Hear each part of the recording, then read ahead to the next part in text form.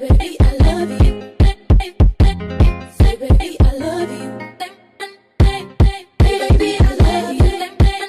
Hey, baby, say, baby, I love you. I love you.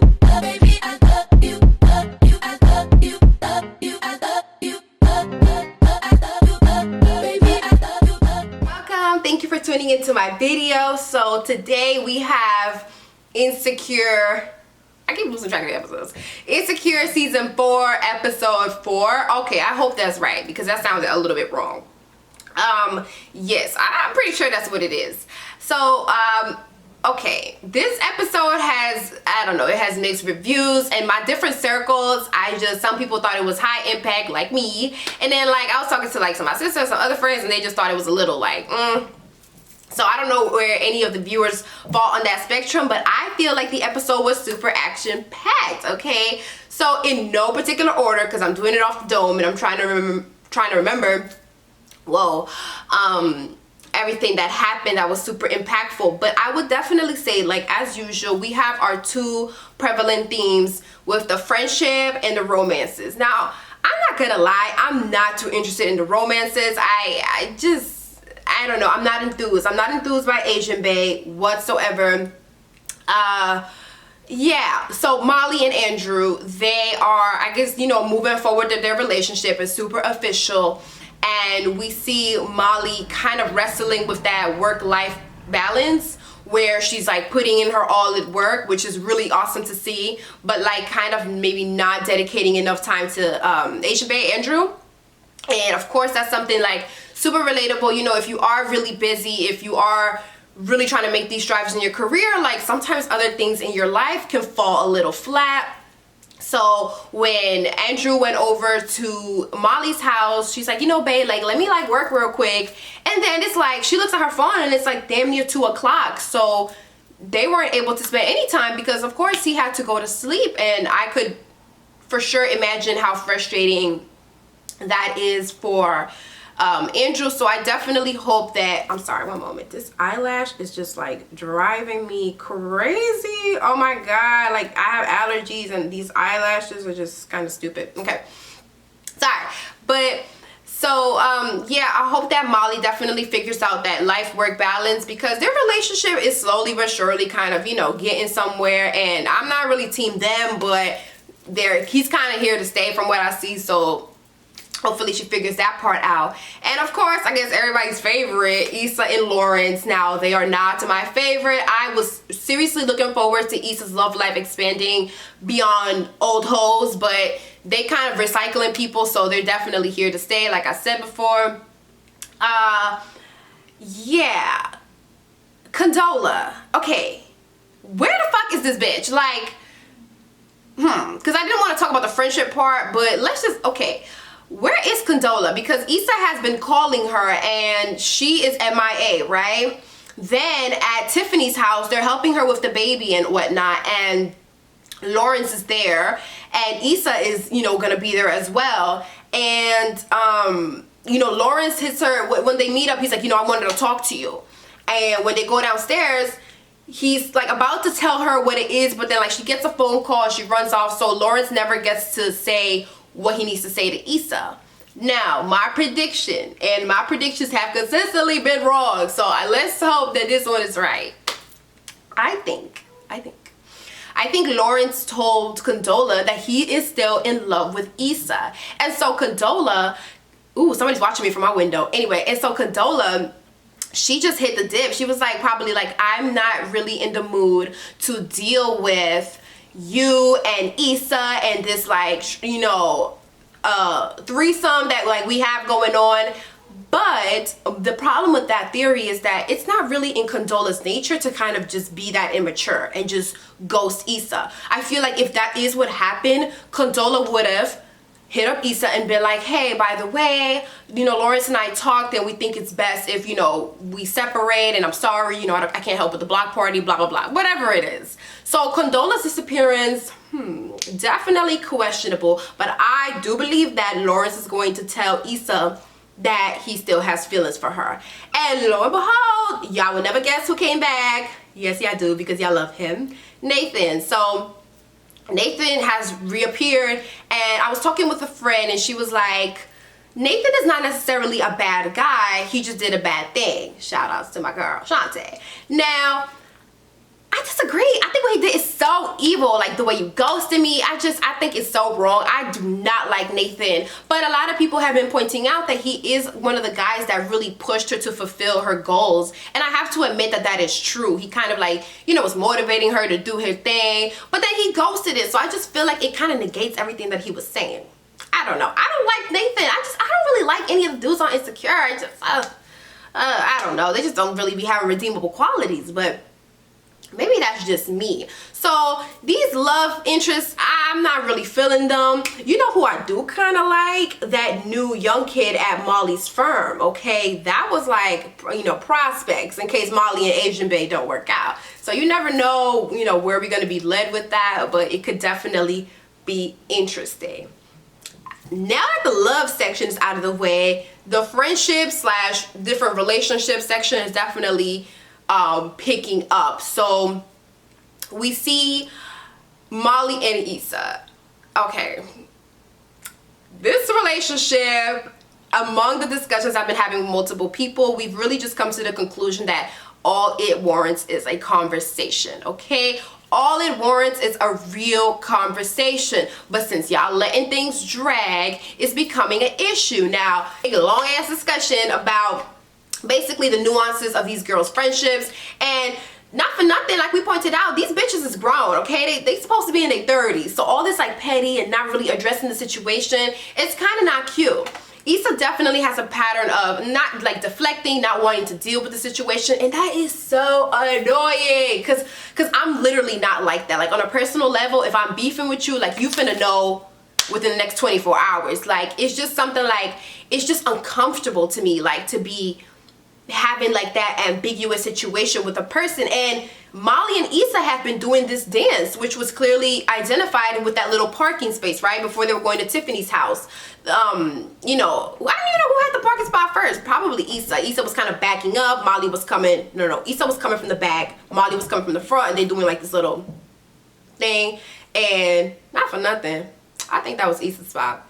Yeah, that was probably Issa's spot. But that just to me was like a really good, it's the word personification, I don't know, but it was just like a really good example of the nature of their relationship. It's just stepping on each other's toes and not addressing the shit. And it's like, bitches, have a conversation, damn.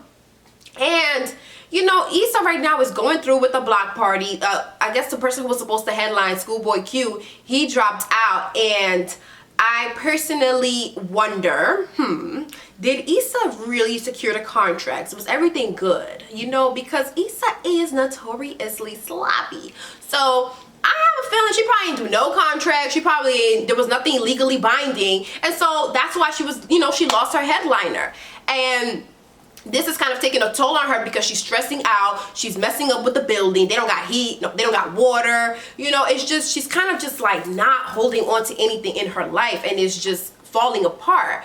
So when she calls Molly in for the favor, like, hey girl, you know, I know Asian Bae works at, what is it? Maybe something musical. She's like, you know, would you be able to help me out with the headliner? Boom. Now, I'm Team Molly, but this is where it's like, bitch. She told Issa, I'll see what I can do, right? She's kind of like, I'll see what I can do. And when Issa called, she kind of was just like, yeah, bitch, you know, I've been stressed out. And it was like, hold up, you know, y'all not really on good terms. So I thought, this is my belief, I believe that it was foul for Issa to go around asking for favors when y'all are not on good terms. It's just in very poor taste. Y'all are not cool like that. So you don't know how she's going to react. And when Molly kind of reflects on it, and after speaking with Andrew and like kind of just hashing out their problems, Molly realized this don't really serve me, okay? Issa's coming out of nowhere. Bitch hasn't spoken to me in weeks. Didn't come over to my Thanksgiving so we could talk. Because remember, Molly did initiate that point where she was like, you know, come over, blah, blah, blah. She's like, I'm not going to do it. I'm not going to help you out. And I feel like that was when we were all like, damn. Now, I don't think Molly was wrong for that. But in essence, when your best friend needs you, you don't leave them flapping in the wind. So she still should have helped her. She should have helped her and then given her that speech. Because remember, Molly was like, what is your security contract? It was legally binding. Was there a breach? And you know, Issa's like, yeah. But Issa's probably capping. And when you know you were supposed to do something but you didn't do it, bitch, I'd have been like, all right, bitch, yes, I didn't do any of that, but can you please help me now? But because the relationship is not a good place, something so simple like asking your best friend for a favor becomes like this whole blowed up thing. So I need these heifers to have a conversation, and that is all I'm gonna say, because this drawn out beef is just, I'm not loving this. I'm not loving this drawn out beef.